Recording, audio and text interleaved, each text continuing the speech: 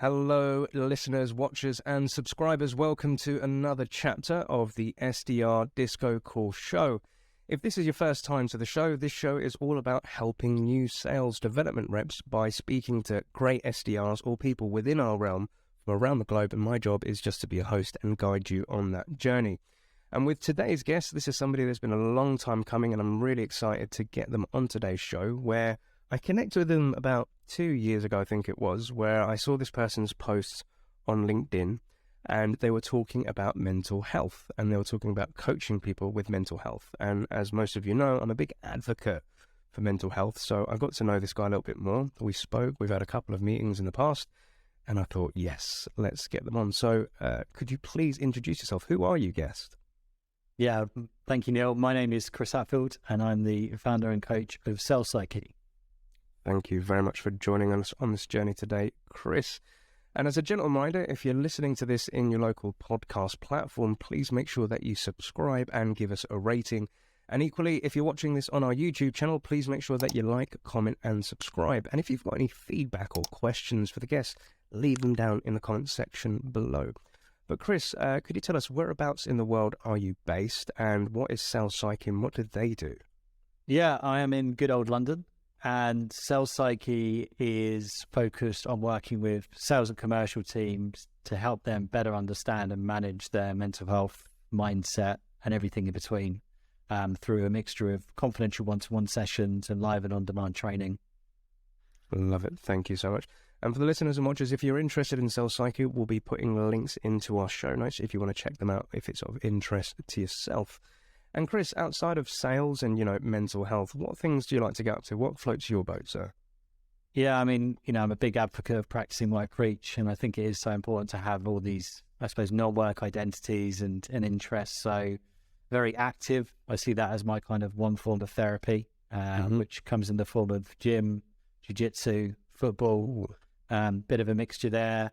Big advocate, of course, with delivering content of always learning. So big fan of listening to Audible, like audiobooks, reading, and just I suppose learning from other people is a real interest of mine, which just so happens it's a nice thing that's part of my job as well. Absolutely. And I'm a massive foodie as well. Absolutely love it. And you're right, you're somebody that does create a lot of content, and I saw something this morning around a post. Where was it?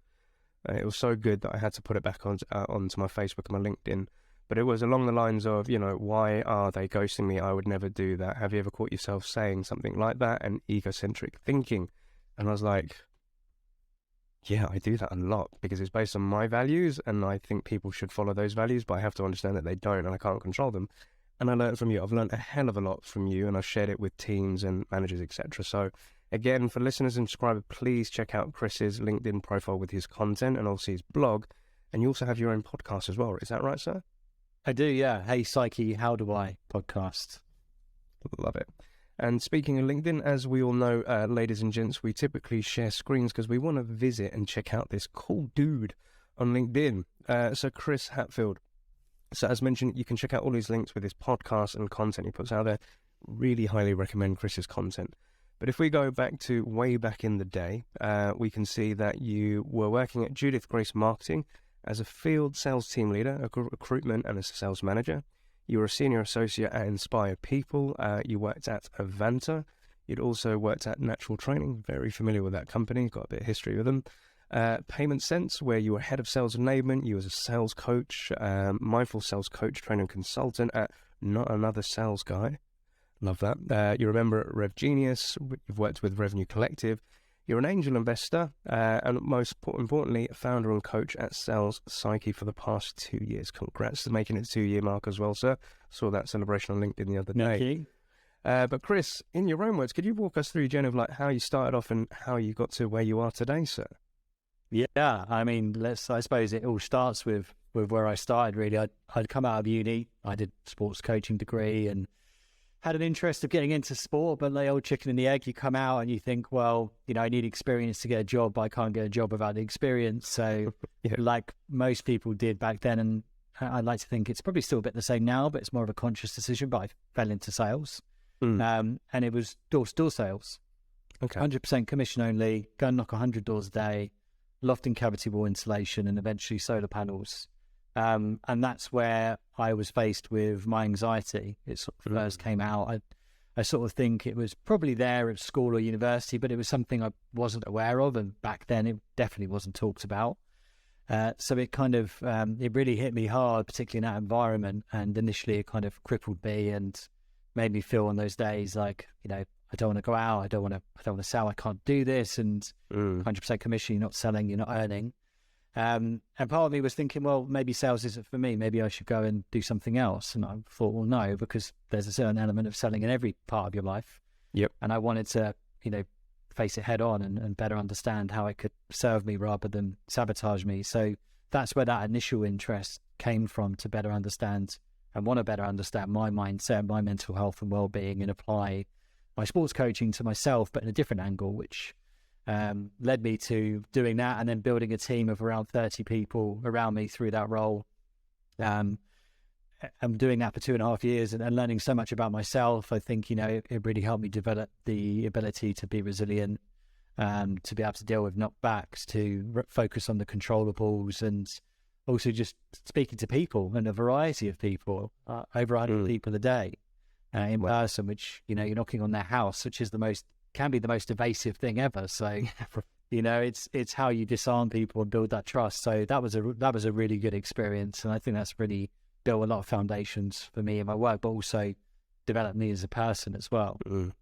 And if we can pause there for a bit, because there's a lot of relatable things that I can sense there, like with, the anxiety, the self-worth, and seeing oneself and then wondering, okay, I'm going into this job and maybe I'm not built for this. And I think with a lot of our listeners and SDRs and myself included, we come across those things. And it's common, like as a former SDR manager, when I've hired somebody through a recruitment process and it's like a month in, and you can see the anxiety in their tonality, the way they're speaking to you, they're just like, I don't know if I should be doing this. And I'll always try and create a safe environment where they can be just as honest as they want. And it's trying to get them into the belief that, I really do believe in you and I think you can do this. It's really new for you as well. But a key point that you picked up, Chris, which was something that I've harped on a lot to friends and family and, colleagues and everything, where, it wasn't spoken about as much. So if we had the anxiety, there was a fear of owning up and being vulnerable and talking about this. And, even in my own family, which was very dysfunctional growing up, we never spoke about our emotions. Like I couldn't approach my father and talk about these certain things. And, you never wanted to seem weak in front of certain people as well. And especially when you get into a job, like you've told your family, your friends, yeah, I'm going on this new career. I'm going to change the world. I'm going to do things. I'm going to become somebody. And then there's that fear that sets in. Like, as somebody that helps people with their mental health and mindset, any quick tips on, when you start recognizing these things and how to bring up those sort of conversations with people? Yeah, and I think even before that, it's not just about talking about it, but it's knowing what to talk about. I think, the most challenging things can be able to label something and identify, what is this? The amount of people I'll speak to and they'll be like, I didn't realize I had imposter syndrome or burnout or limiting beliefs. And then once you've labeled it, it's like, that's what it is. It's not, and it is something that different people experience versus, am I the only one?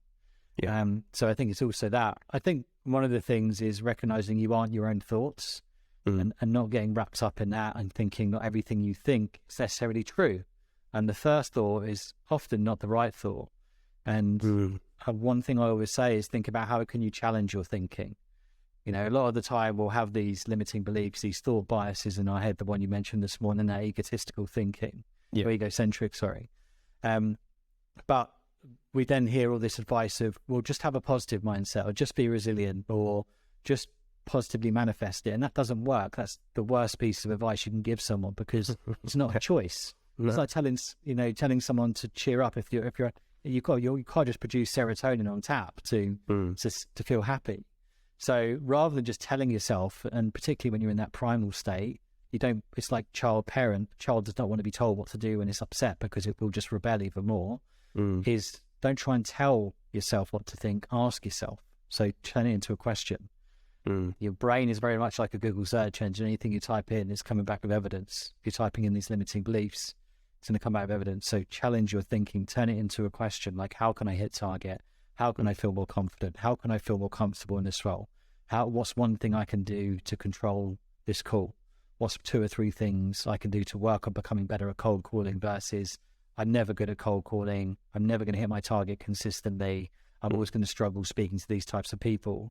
If you tell yourself that, you're going to go and look for all the evidence, which confirmation bias is linked to back it up.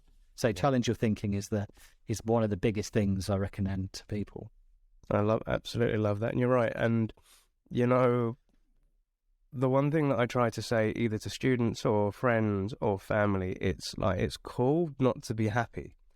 Like, I'm somebody who is, you know, like naturally, I'm always a positive, happy-go-lucky guy. My mates was like, no, like you're always like a ray of sunshine. You've got this positive thing going on.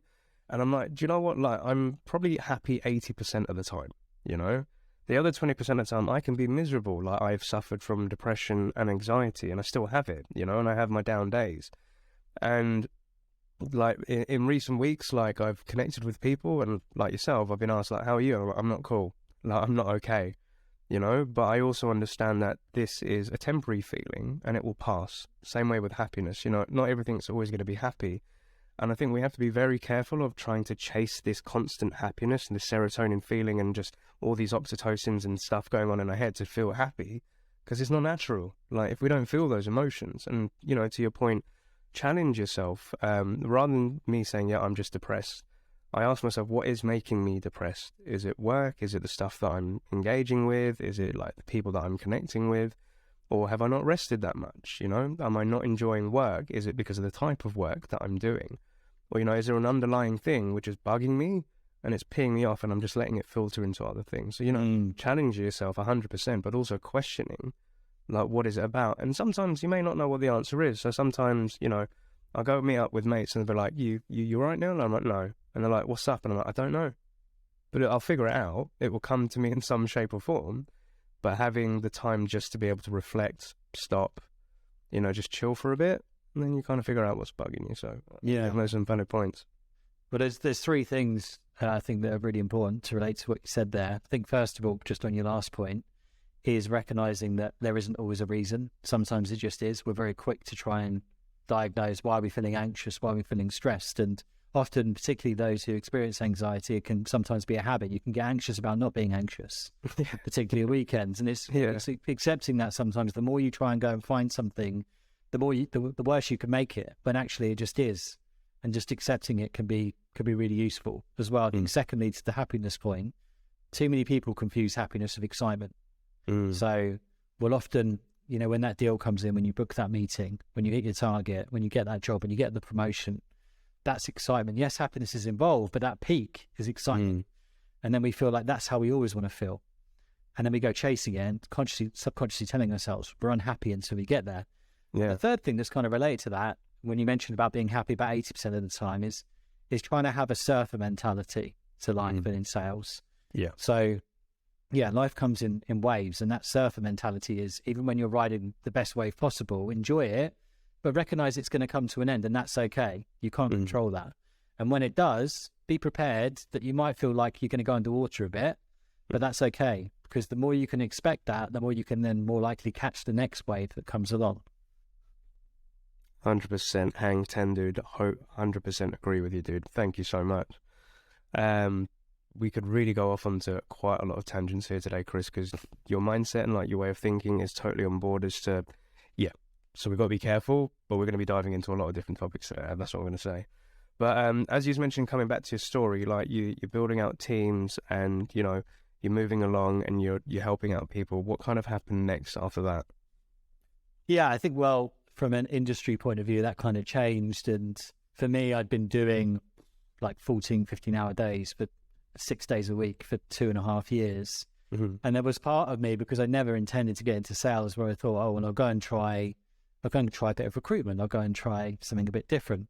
And it wasn't for me. I kind of missed that human interaction. I miss that I miss that kind of like challenge in a different way, in that kind of environment, and culturally it wasn't the right fit for me either. So I then moved on to working with Vaventure of, how do I help people out of work who maybe are on benefits and that back into work, but also part of my role was speaking to local businesses like Sainsbury's, Holiday Extras, about like how can we maybe get opportunities for people to come and interview there. People who don't necessarily have the experience, but maybe deserve a chance because they've been dealt a tough hand. So that was again like a nice mix of feeling like giving back, and there was part of me at the time where I thought maybe I just want to find something that's like, I can check in, I can check out 9 to 5.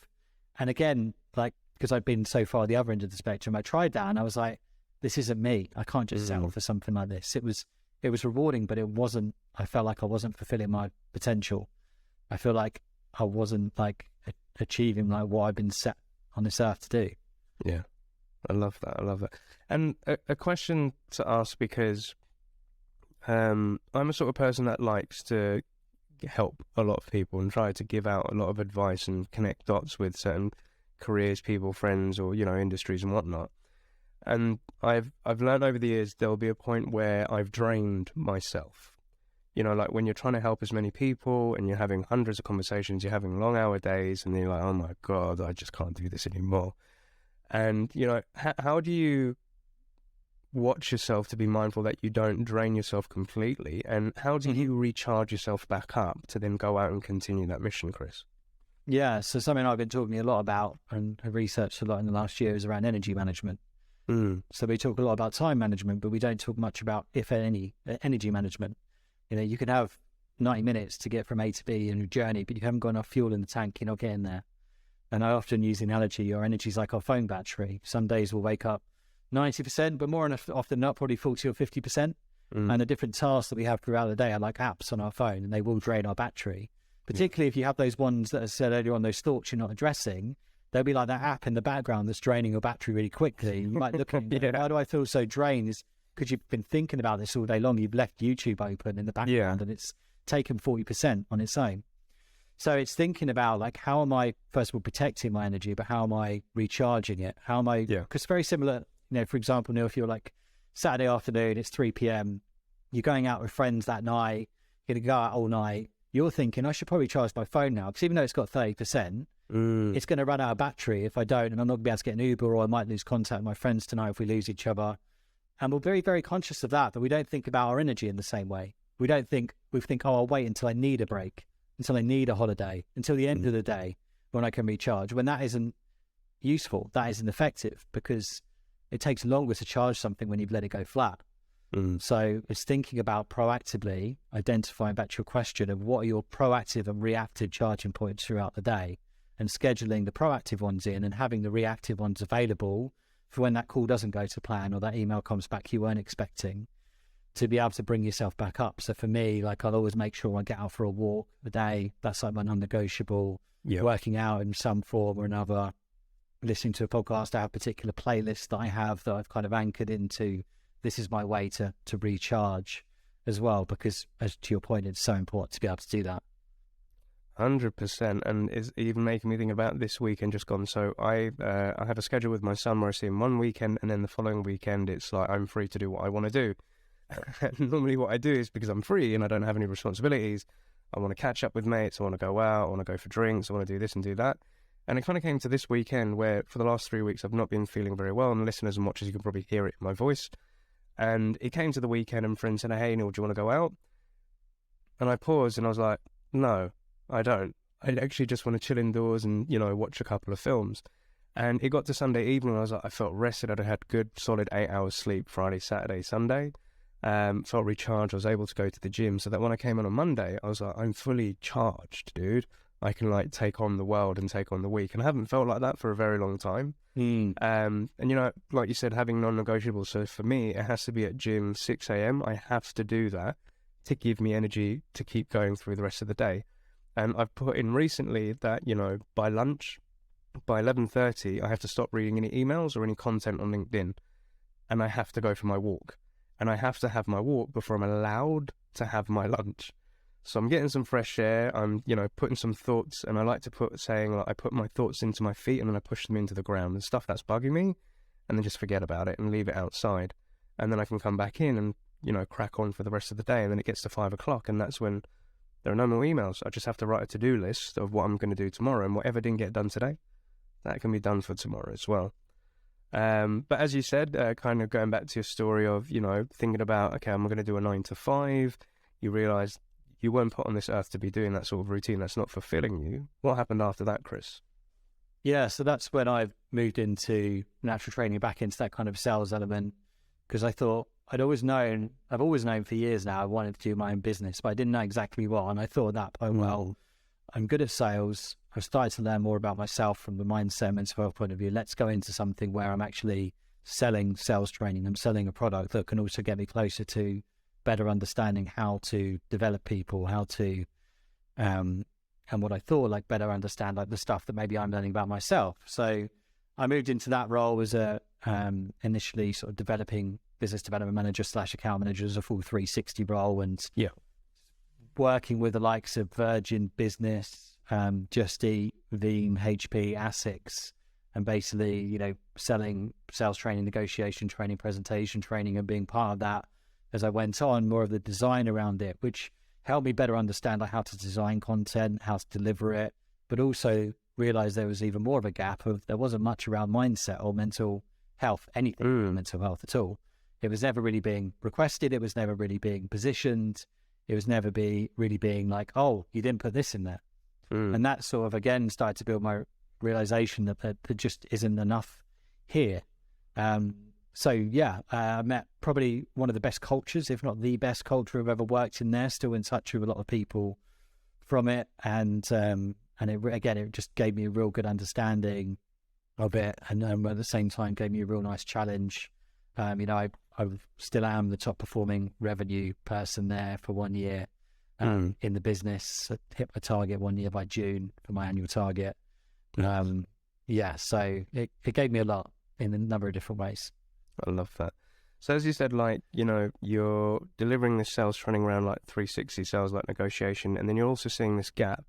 But that beautiful thing of, and I experienced this myself, of I want to run my own business, but I don't know what the hell I want to do or what it's going to be around. And it's going through those motions and then realizing those gaps and then seeing it. And then one day it pops in your head, you're like, right, that's what I need to help in. Because I remember, when I first started out as an SDR, my VP of operations said to me, what do you want to do in the future? And I said, I want to run my own business. And he's like, what is that? And I was like, I have no idea. But I know that if I follow this path, something's going to happen. Something's going to rub off on me as well. But how do you take spotting a gap and having this ideation and then, creating something? How did that process work for you, Chris? Yeah, I mean, at the time it was a sort of slow one. I mean, I used to, going back to that point, I used to come home and watch all those motivational videos on YouTube but not know what to do with the motivation. I was like, I want to do more here. I want to do something, but I didn't know what it was. So initially, and this kind of jumps forward a bit to when I started a Payment Sense as the sales coach, I knew that urge was growing and growing even more so. And I'd left natural training. I'd decided after some disagreements that, I've got morals, I've got ethics, and I'm not going to be treated a certain way. I was really proud of at the time, leaving with nothing in mind. Went away for 6 weeks, did 6 countries in 6 weeks. And wow. I think I did Greece, Croatia, Laos, Cambodia, Bali, and Canada. Nice. Bit of a random kind of order, but well worth it. And came back, and then it sort of inspired me even more to think I wanted to be the master of my own destiny. So that's when I started my own podcast back then, because I thought rather than going from quitting my job to start my own businesses, well, what do I want to know? I want to build a network. I want to better understand and learn from people, and I want to build my brand. So I thought, probably very similar to you, I'll start a podcast, and that was not another sales podcast. And I'm always that person who, when I have an idea, I think the longer you leave something, the more likely you are to create barriers to it. So I had an idea of a podcast, and that day I was like, let's just message 2 or 3 people that I already know on LinkedIn and just ask them. This is the podcast. This is what it's about. It's not another sales podcast. It's talking about mindset and not necessarily mental health at that time. And that started that kind of wave. And then after the podcast, I had people starting to speak to me going, oh, can you come in and do this talk on this and that? And I started to recognize that. Yeah. So I suppose, and I'll come to it with Sales Psyche a bit more, but the first kind of point there is just think, how can I start? Like, how can I build something on the side, that brand, that awareness, rather than thinking, I don't know necessarily what it is yet, but how do I create a medium with, whether that's a podcast, YouTube, TikTok, Instagram, just some channel to then start sharing that. I love that. You're right. And, it's a case of just do and just go for it. I think a lot of the time, including myself, like before launching my business, wanted to do it, but I was hella scared because I didn't know how it was going to turn out. And I think a lot of us sometimes want to start things and we want to see the end result, or at least have a path for us that looks exactly perfect. We know how it's all going to pan out, but that's boring from my own point of view, right? It's the uncertainty and the unknown which makes it very exciting. But, with a lot of great successful people, it's just starting that initial thing. So if it's that podcast or if it's that first discussion, I remember with me and like HappySelling, like training and coaching, it was just finding an SDR that needed some help. It was 3 of them, and then just giving everything that I'd learned, but I had no curriculum, I had no website, I had no methodology of HappySelling. Everything. It was just stuff that I knew. And what I also learned was, the best way to learn is, once you've learned something, is then teach it. Teach what you've been taught yourself, and then give it to others and spread that knowledge. And that kind of snowballed into somebody saying, hey, we've got another company that needs some help. Can you do what you did with us for them? And then it just, started networking and spiraling out. And then, when being hit by the pandemic, when I didn't have any work, I was like, right, what can I do? I want to help people. Best way to help me is by helping other people. And I thought, okay, I want to help some other SDRs that are going through the pandemic, trying to figure out how you do this SDR gig. Never had done a podcast in my life, was scared, hella scared. But let's just record it, let's just see what happens. And then, 2 years later, and I'm now talking to the great Mr. Hatfield, and we're on a show. It started off there. And it's just, that taking that leap of faith and just going for it and having no idea how it's going to pan out. But that's sometimes one of the most beautiful journeys. And, that old saying of life it's not about the destination, it's about the journey. And I think from my point of view, I just want to see how freaking long I can keep going, dude, because I have no idea when it's going to end, right? Yeah, I heard I think from a Get song recently, the journey is the film. Love it. You're right, 100%. And we're making a movie, dude. We're making a big movie here right now. But like you on this journey and helping out. And I was curious to know, because again, running for the last 2 years, like when I saw Sales Psyche, like on my LinkedIn feed, and I started seeing this guy come about helping with mental health. We were going through a pandemic at that point. The world had completely flipped upside down. I was impacted big time with my business, and I saw this guy helping out with mental health, which was a key thing for a lot of people that needed back then, especially going through that pandemic. What was it like being around at that time and doing what you're doing, and like how did it all come together with Sales Psyche as a business, mate? Yeah, well, at the time, the pandemic hit. I was head of sales enablement for Payment Sense, now Dojo. We had 500 field sellers. I'd hired a team of about 12 coaches, and I really feel like I had a job for life there. A great culture, not in an arrogant way, but in that kind of piece of as even said, like, if it doesn't work out, you can always have a job back here. Yeah. But yeah, I felt like, that was great. But I've always been a big believer in, I just never want to settle. I never want to just, I sort of thought, yes, it's enjoyable, but it's not mine. Yeah. And I think that's the thing a lot of the time in life, we can sell with things thinking, well, I'm not unhappy, but it's like, yeah, but are you truly happy? Are you truly finding something that's fulfilling you? And I'd been on furlough for 4 months from April 2019. And you'd think I'd think of starting a business then, but I didn't. But what I did is work more on my psychic then. So I was doing some more of the talks and workshops for people, some of it just free of charge, off my own back, because obviously it was a time where I think people needed it. And that's where I think it sort of came back and realized, that's what I've been really enjoying after those sort of 3 or 4 months is, and I thought, look, the pandemic had meant that we were talking more about mental health, but still very much from a reactive point of view. We were waiting for something to happen. And particularly in sales, waiting for someone to be burnt out, not hitting target, not motivated. And I thought, there's all this great content in sales training out there, which I've been part of, but there isn't anything around mindset and mental health. And there's all this great mindset and mental well-being stuff, but it doesn't always relate to salespeople, or it's not delivered by people who've sold and can relate to people and be in their shoes. So I thought, let's go and start this. So I spoke to a few people, about 2 or 3 people. And again, that's all I needed. So I went into work the next day and handed my notice in, I've got 3 months of gardening, 3 months of leave, sort of annual, whatever it is Yeah. to take. And then thought, right, okay, let's get to work. And I come in the next day, and because we had such a good relationship, they said, you can finish today. We'll pay you 3 months of gardening leave, going to the business. So I went and met my friend, John Limber, who now runs a business as well in the pub, and we designed the website and the logo, and went from there. I love that. And, like, going back to that point of anxiety, because like I was, again, hella anxious when I launched mine. I was like, okay, I'm leaving a secured job, a pension, I've got a kid as well, and I've got to think about the future. And this is scary, right? And for a lot of our listeners out there, some of them, may be going off at one point and their aspiration is to launch a business, and for others, they may not. And again, to make it clear that it's fine, whichever way that you want to go. Some people are that way inclined, like me and Chris, we are that way, and I've got friends that haven't. They're happy in their careers and doing what they're doing, so I'm not saying one's right or not the other.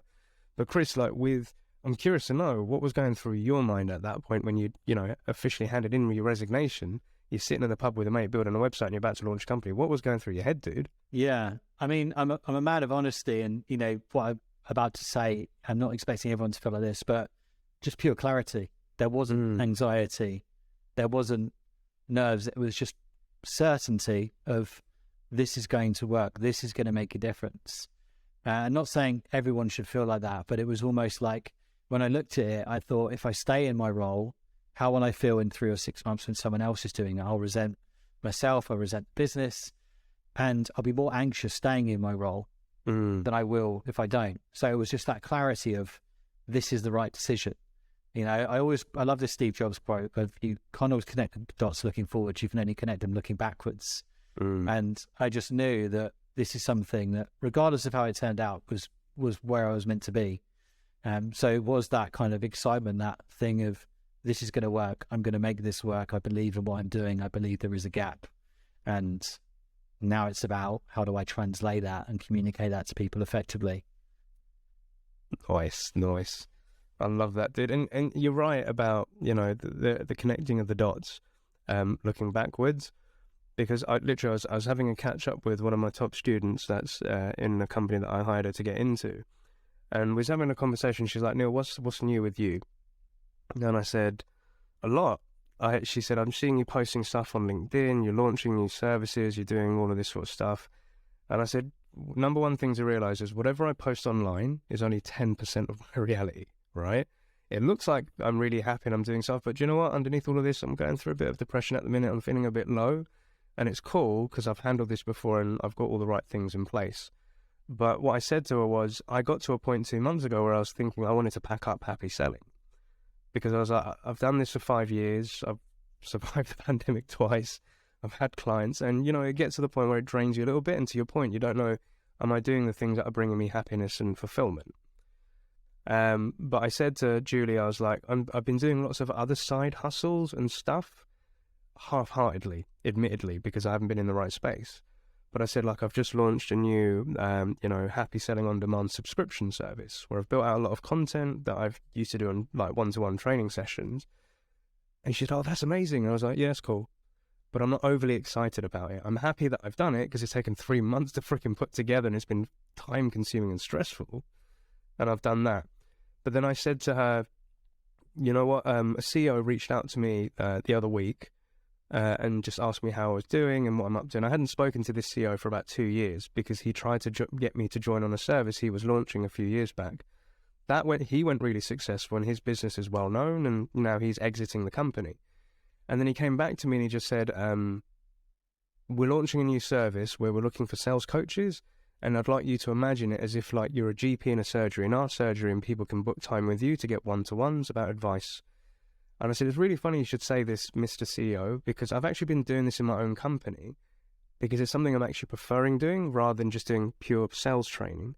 So I've been testing this model out and I freaking love it because I don't have to prepare as much. People come to me with their problems, and I love problems. It sounds really weird, but I love problems because for every problem that you have has already been solved by somebody else that's gone through that same trauma or problem as well. So I can give advice and I just love helping back. But he's then building a platform to get this on to me, to loads of other people. And I said, yep, I'm in. But I asked him the question, I was just like, why me? Like, I didn't understand why he picked me. And he just said, I met you 2 years ago, and just the way that you get coaching, the way you speak to people, the way that you do business, even though that we didn't do something back then, you left it on a very good note. And, you know, stuff that I see posted on LinkedIn, you're always trying to help people out.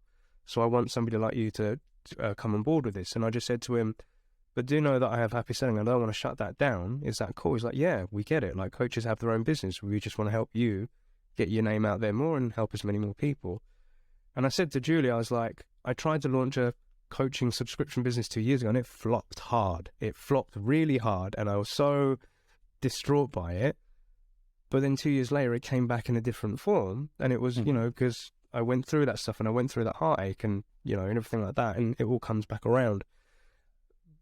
But 2 years ago, if you told me, oh, Neil, it's all going to be fine, I wouldn't have believed you. I thought, nah, you know, it's all gone to pot. It's crap. It's not working.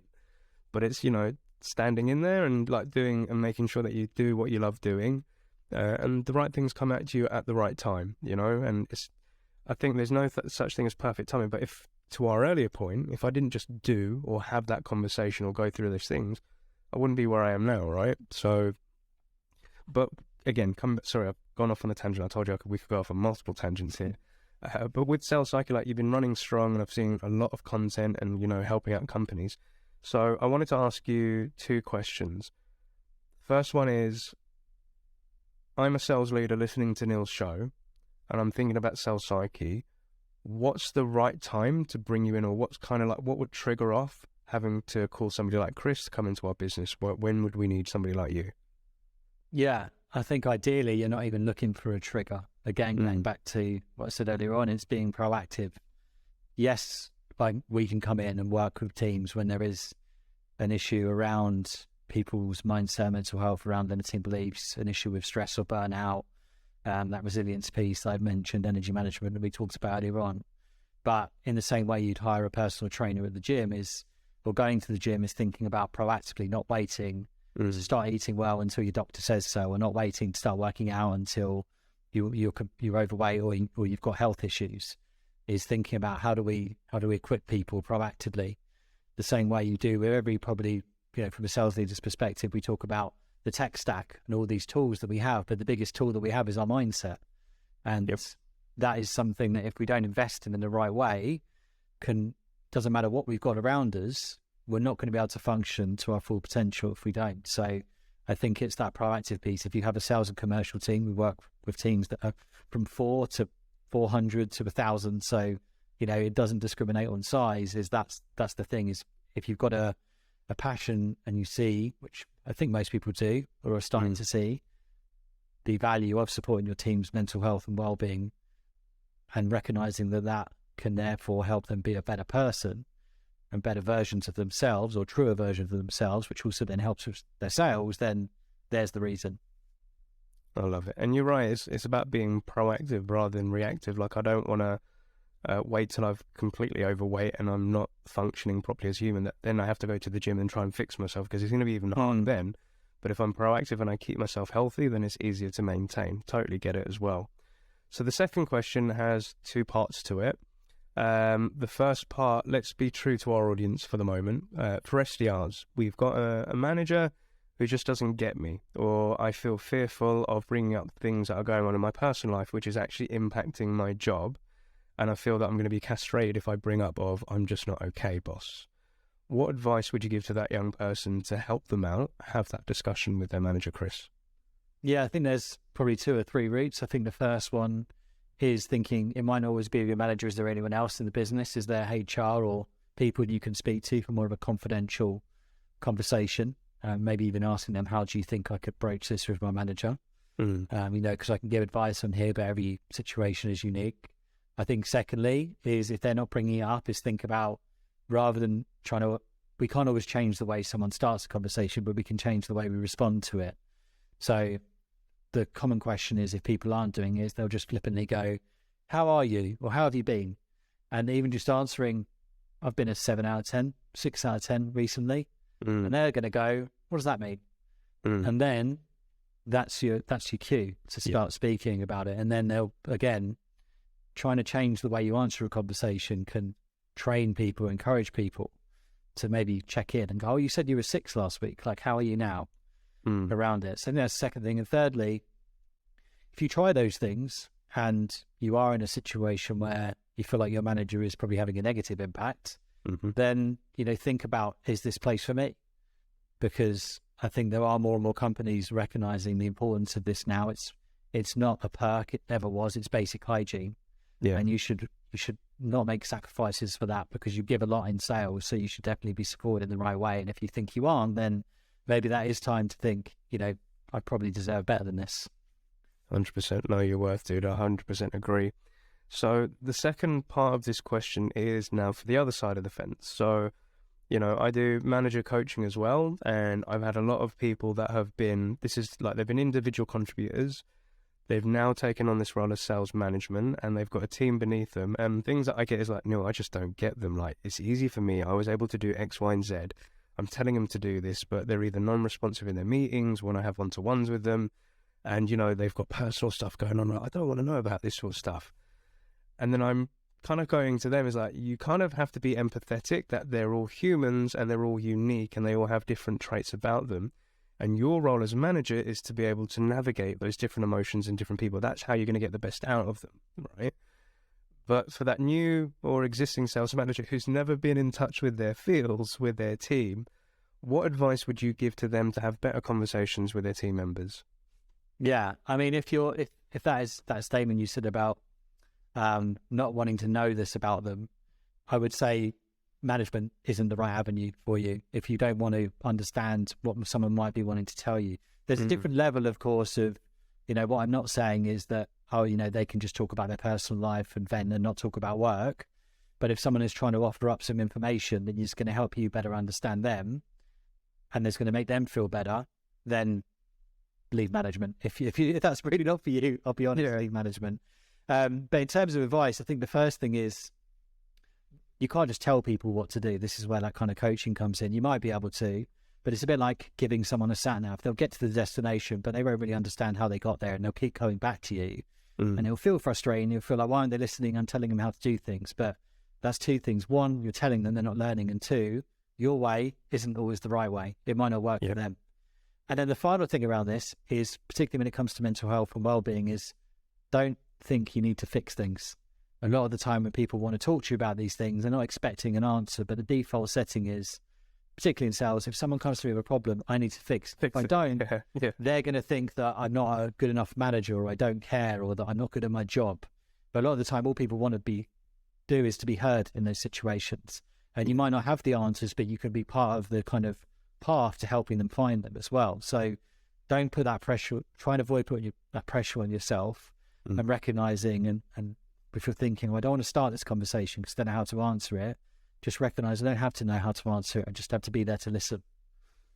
100%. And something I've realized in the last few years, because the reason we get into sales is like we love fixing problems. As a man, I love to fix problems with my friends and family and all that. But the biggest reality hit I got was somebody saying sometimes, Neil, I don't want an answer. I just want someone to hear me out. So what I have to do by default now is when somebody tells me something and it's like, I'm itching, Chris, I know the answer, I can tell you how to fix it, trust me. I'll ask them, do you want me to listen? Do you want me to just listen, or do you want my advice? And if they just say, no, I just wanted to soundboard it, I just wanted to get it out of my head and speak about it, all right, cool, fine.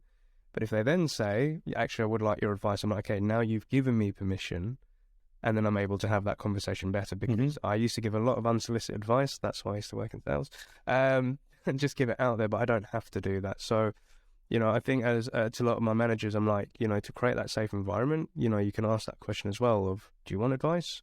And, letting these people learn on their own, because to your point, if you gave them all the answers, they're not going to learn anything. They need to go through that themselves. And sometimes I've actually even said to reps, I'm not going to give you the answer. I'm like, you're going to have to go figure it out. I'm here, I'll support you.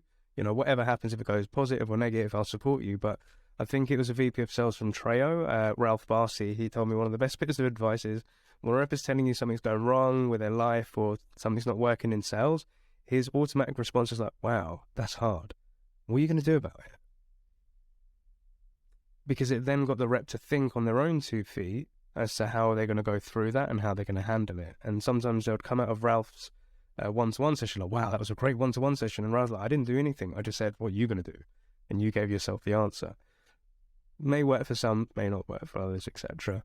But no, Chris, this has been an absolute great discussion. And the pertinent question that I'd love to ask for all of our guests is, if you could go back to a younger version of yourself, that Chris, that came out of uni, did the sports and thinking, I want to go into coaching, and they thought, actually, maybe I don't know, I'm going to go into sales. What 3 bits of advice would you give to that younger version of yourself, Chris? I think going back to the Steve Jobs quote, knowing what I know now is trust the process and enjoy it, treat it like a bike ride. You don't go on a bike ride just to get to the end. You go on it to enjoy the view, challenge yourself along the way. I think, secondly, never think that you will get to a point where you finish something, but at the same time, you will never get to a point where you feel like you're starting again if you have that mindset, because it's just that constant.